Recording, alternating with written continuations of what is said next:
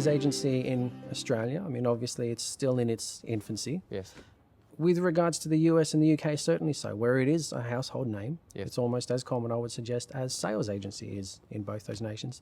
Do you see us heading in that same direction? I guess buyer's agency in general, what are your thoughts then on the industry? It's probably not a question for me to answer because I'd say just quickly short term, no, I don't think we'll get to that stage. I think not in my lifetime, my working lifetime, say. I think you'd have to have a little bit more push from the Real Estate Institute, and the Real Estate Institute does a great job for its members. What does its members do? They represent selling agents. Simple as that. So I don't expect to see it. I think, yes, the industry's still pretty nascent. We don't have a lot of buyer's agents, but that's not really the question that I would be asking. I don't think you need to have, what I would like to see is better buyer's agents, okay? People actually know their product. And again, I don't want to criticise specific individuals here. The good ones know who they are.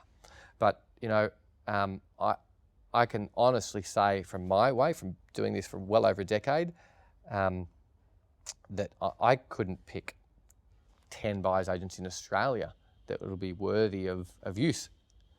That's not to say, there'd be probably more than 5. All of them I don't have working in my organisation, I concede that. You know, I've got a local one, Rob, here, terrific buyer's agent, knows his product, knows property, understands it.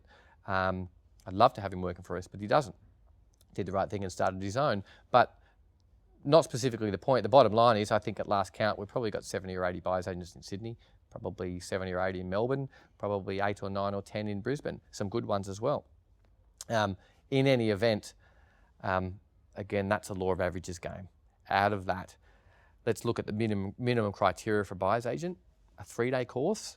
I mean, I don't even have to explain the logic of that to say that if you're a carpenter, a designer, you know, an interior designer, and then 3 days later you're a buyer's agent, and that's no criticism to interior designers or carpenters at all, but it absolutely is a criticism of our industry, of those low standards that I think should more be representative of the people that want to use us, which are investors and owner-occupiers. And you could put those two together and say, well, you know, you're not talking about owner-occupiers, and I'd say I've never, ever met an owner-occupier that doesn't care about the value of their house, including recent purchases. We did $40 million for clients. Absolutely care about the value of those properties. Absolutely. So $200,000 or $400,000, owner-occupier investor, value matters.